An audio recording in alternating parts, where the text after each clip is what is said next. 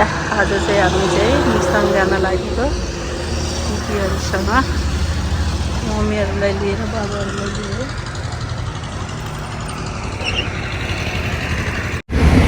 Hello सबैजनालाई नमस्कार। आज चाहिँ हामी चाहिँ मुस्ताङको टुर अब हामी चाहिँ अहिले दिनबाट हिँड्दैछौँ।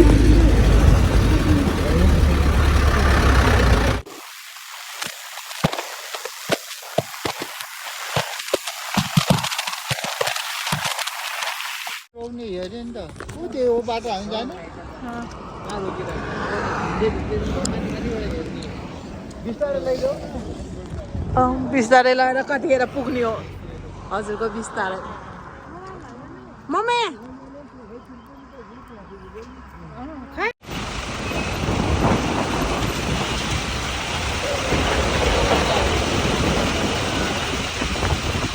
ज्याकेट निकाल्छु अब त सक्दिन।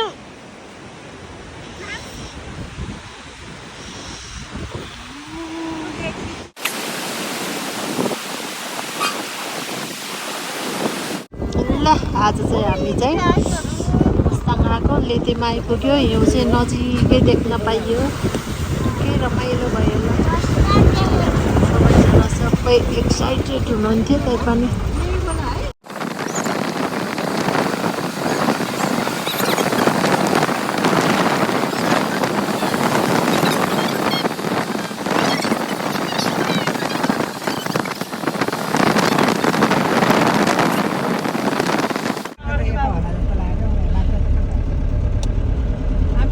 ल अहिले चाहिँ हामी मार्फा गाउँ आइपुग्यो चेरी गल्लीमा। आज त यहीँ मार्फा गाउँमा बसायो। ल हाम्रो बाबु र दिदी चाहिँ झरिसक्नु भयो। अब चाहिँ हामी हाम्रो वासस्थानतर्फ पुगिसकेका छौँ। ल है गाइज मार्फाको भाइरल गल्ली चेरी गल्ली हो त्यहाँ छ। हाम्रो होटल चाहिँ यो यता हो। हामी चाहिँ अहिले चाहिँ होटलतिर प्रवेश गर्ने। ल है ल हामी चाहिँ हाम्रो अहिले पछि भेटौँ ल गाइज। Good night guys. अब हामी चाहिँ हाम्रो रुमतर्फ जाँदैछौँ। पछाडि हाम्रो रुम नम्बर चाहिँ 202, 203, 204 हो। यो चाहिँ स्याउको बगान है गाइजहरू। माथि हिमाल हामी देखेछ।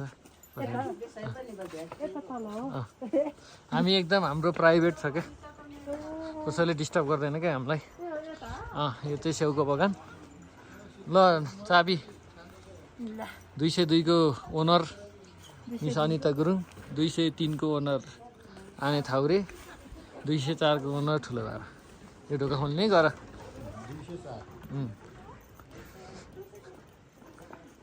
यतातिर चाहिँ यो चाहिँ हाम्रो एकदम प्राइभेट हो कि। यहाँ टक्क स्याउको बुटो है गाइस। हाम्रो यो चाहिँ हाम्रो फर्स्ट रुम। हजुर कति हो? हाम्रो रुम चाहिँ यस्तो दामी छ है। ल तपाईँहरूलाई पनि आउनु पर्योमा चाहिँ है। ल रुम चाहिँ यस्तो दामी छ एकदम। यो चाहिँ एकदम राम्रो छ। अनि बाथरुम पनि यस्तो दामी छ है गाइस। यो चाहिँ हाम्रो बाथरुम भयो। अब हामी चाहिँ यो लचक लचक छ बाबु। ए खस्ला नि फेरि भुइँमा फस्छ। हामी चाहिँ मार्फामा आइपुग्यो चेरी गल्लीमा। तर होटलको नाम चाहिँ मलाई थाहा भएन कि बाबु। हेरेन ए होटलको नाम चाहिँ 10 पप। निकै राम्रो छ। रुमहरू पनि तातो खालको। ल हाम्रो फेरि अब आमाहरू घर धन्दा छोडेर आउनुभएको। यता फोन गर्ने उता के गर्ने गर्दै हुनुहुन्छ। खै बुढी माउ चाहिँ यसरी घर धन्दा गर्दै हुनुहुन्छ। हाम्रो फ्यामिली सबै मजा छ।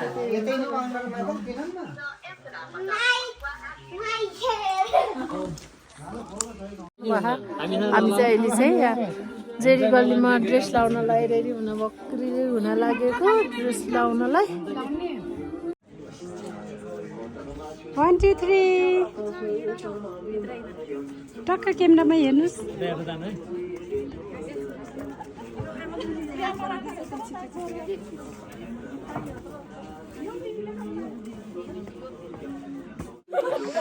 यहाँ चाहिँ अब चट्टोपारामा होइन गाइजहरू यस्तो हुँदैछ।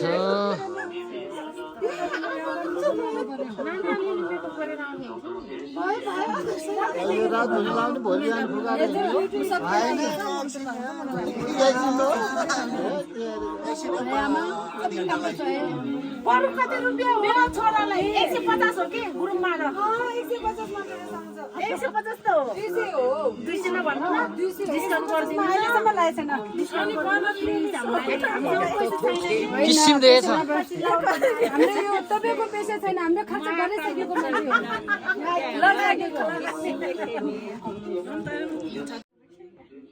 1 2 3 त्यहाँ पनि हिउँदै के मे चिङ्गम नखानु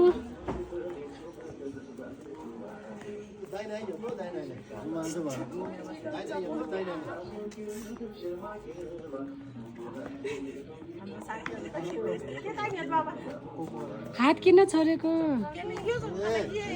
ओके सिधा बस्नु सबैले टाइसिँदै यस्तो गर्नु हात नमस्ते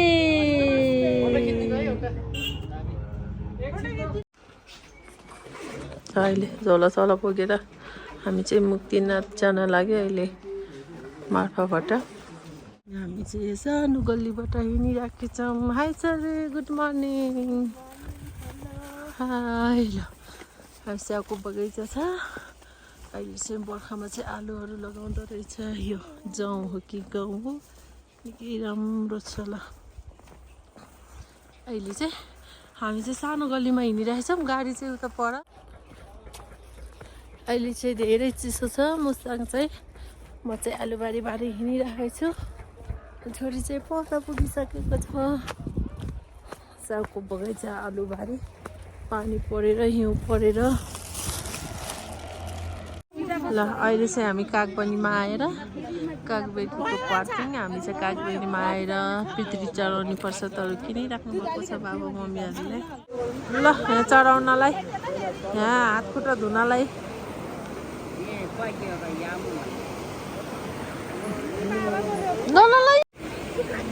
नुहाउन जाँदै हुनुहुन्छ ल कागबेनीमा चाहिँ हजुरहरू पनि आउनुभएको छ भने यहाँ गुरुबा हुनुहुन्छ हजुरहरू पनि यसरी गुरुबाबासँग पितृ चढाउन सक्नुहुन्छ गुरुबा यहीँ बसिराख्नुहुन्छ गुरुहरू हामी दुलेगौडा तनहुँ जिल्ला तँले ललाब्यो भाउँछ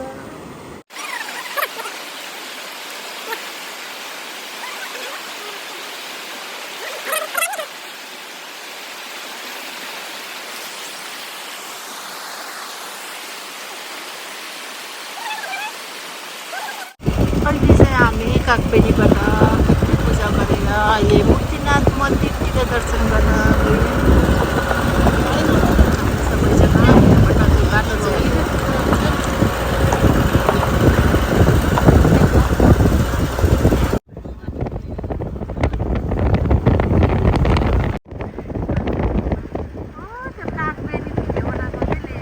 यहाँबाट चाहिँ लोमाङथाङ जाने बाटो तलबाट चाहिँ लोमाङथाङ जाने बाटो कागबेनी बजार चाहिँ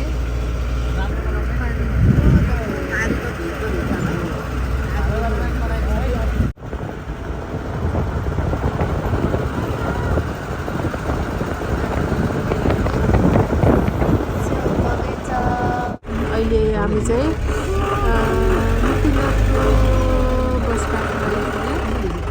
नुहाउनको लागि माथिबाट भाइले सामान निकाल्दैछ ब्यागहरू हामी बल्ल 9 बजेको समयमा यहाँ आइपुग्यो मान्छे कति होला यो चाहिँ तल्लोपट्टिको पार्किङ हो माथिल्लो पट्टिको पार्किङ त खाली नै छैन घोडा चढेर माथि मुक्ताङ जानलाई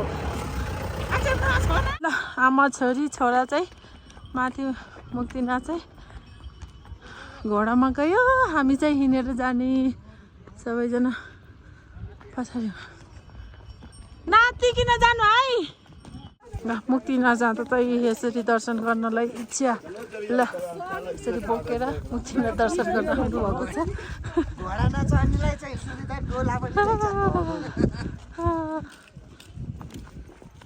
हामी चाहिँ हिँडिरहेछ ल घोडा पनि छैन डोली पनि छैन हाम्रो लागि चाहिँ अब चाहिँ हामी मुक्तिनाथको गेटमा आइपुगे अनि मुक्तिनाथ पुग्दा चाहिँ 300 कतिवटा अरे बाबु 335 एउटा यसरी सिडी चढेर जानु पर्दो रहेछ निकै गाह्रो हुँदो रहेछ ट्रेकिङ गर्दा चाहिँ त्यही माथि अक्सिजन नपुग्ने माथि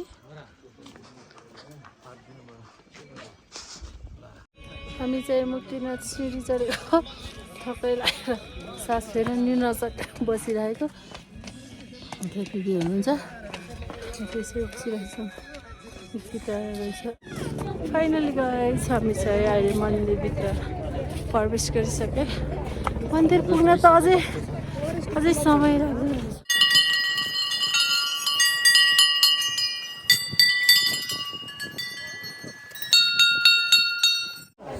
साथीहरू अहिले चाहिँ हामी मुक्तिनाथ मन्दिरमा प्रवेश गरिसकेका छौँ यहाँ चाहिँ आज चाहिँ निकै भिडभाड छ साथीहरू आज चाहिँ एकदम निकै भिडभाड रहेछ मुक्तिनाथको दृश्य चाहिँ यो मन्दिर यो चाहिँ कुण्ड मुक्तिनाथको दृश्य चाहिँ यस्तो छ है साथीहरू ल भक्तजनको भिडभाड चाहिँ एकदमै बढी मात्रामा चाहिँ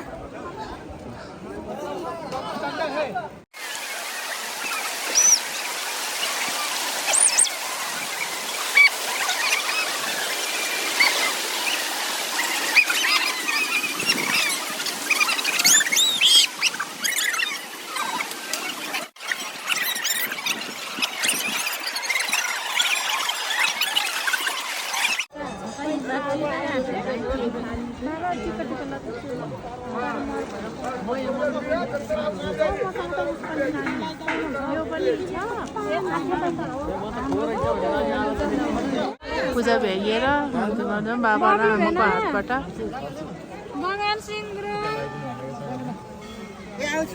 ल मुस्ताङ मुक्तिनाथ आएपछि चाहिँ घर बनाउनु पर्छ अरे स्वर्गमा बास हुन्छ भनेर सबैजनाले घर बनाउनु हुँदो रहेछ ल अहिले चाहिँ हामी मुक्तिनाथबाट फर्केर अब चाहिँ हामी चाहिँ बस पार्क आइपुग्यो हामी चाहिँ बस पार्कमा अब बस पार्क चाहिँ पार्क त कति प्याक छ बस पार्क छ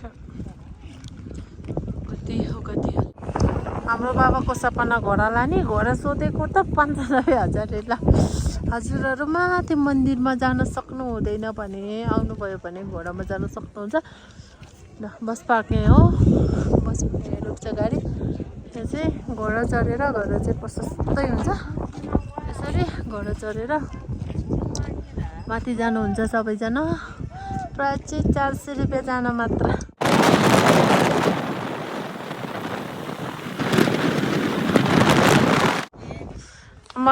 हामी चाहिँ दुम्बा लेक आइपुगे तर यति धेरै चिसो छ अम्मा हामी त हावा आएर उता लेकतिर जान नसक्छ यहाँ कुनामा छेल पारेर लुकेर बसेछौँ आमा चटपट खानलाई यति प्याका यहाँ आमालाई हेर्नु त ल चटपट खान आउन चटपट 100 रुपियाँ प्लेट हामी चाहिँ अहिले दुम्बा लेकबाट जुमसुङतिर आउँदैछौँ जुमसुङ बजार के रमाइलो छ हरियाली अहिले चाहिँ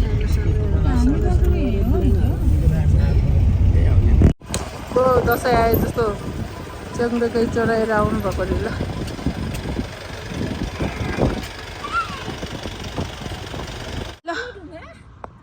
हामी चाहिँ अहिले यो बगरमा शालिग्राम ढुङ्गा कालो ढुङ्गा टिप्न लगाइराख्नु भएको छ सबै ढुङ्गा खोजिराखेको छ मेरो बाबुले कालो ढुङ्गा खोजेर ल्याइदिनु भयो ढुङ्गा ए ल यस्तो भगवान् जस्तो देउता जस्तो शिला ढुङ्गा हामीले खोज्न हिँडेको अन्त हाम्रो शाखा सन्तान चाहिँ अहिले चाहिँ तातो पानीमा आएर डुब्रालाई सबैजना रेडी हुँदैछ कपडा सपडा खोल्दै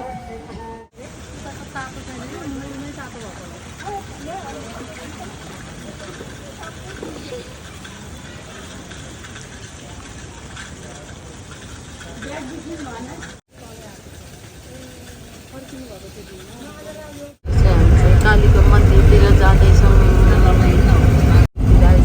मन्दिरको गेटमा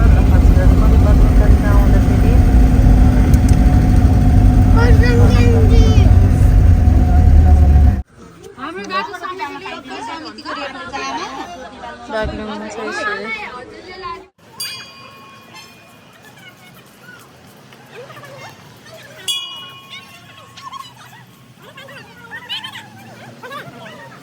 ल ल हाम्रो टोलीहरू गाइजहरू हामी चाहिँ आज बाग्लुङ कालीका दर्शन गर्न आएको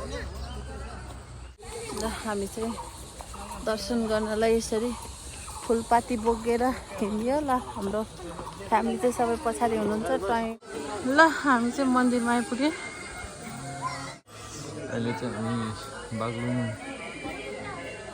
भगवती मन्दिर परिसर जाने क्रममा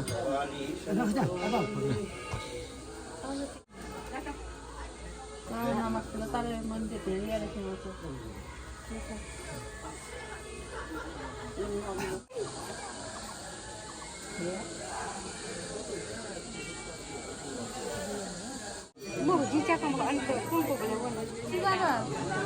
ल हाम्रो भक्तजन सबैजनाले दर्शन गर्दै हुनुहुन्छ पूजा गर्दै हुनुहुन्छ ल ल नरिवल पर्दै हुन्छ ताई ल अहिले चाहिँ हामी चाहिँ दर्शन गरेर फर्किँदैछौँ सबैजना कोही अगाडि कोही पछाडि ल बुढोबा त घन्टी बजाएको हामी चाहिँ दर्शन गरेर छोरी फर्कियो आमा छोरी हामी चाहिँ दर्शन गरेर फर्कियो सबैजना हाई सर हामी सबैजना फर्कियो मैले दर्शन गरेर धार्मिक अनुसार चाहिँ यहाँ चाहिँ ढाड दुखेको बिरामीहरूलाई राम्रो हुन्छ अरे यो बाग्लुङ कालीको मन्दिरमा अनि त्यही भएर हाम्रो दिदीहरू यसरी ढाडमा अडिस लगाएर बसिराख्नु भएको छ यो रुखमा है यसरी बस्नुभयो भने ढाड दुख्न सन्चो हुन्छ अरे पक्का पनि मेरो थेरापी घाटामा जान्छ होला ल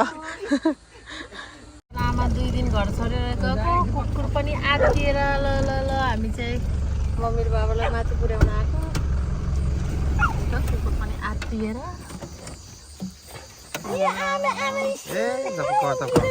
हाम्रो यात्रा आज घर 3 दिनमा घर आइपुग्यो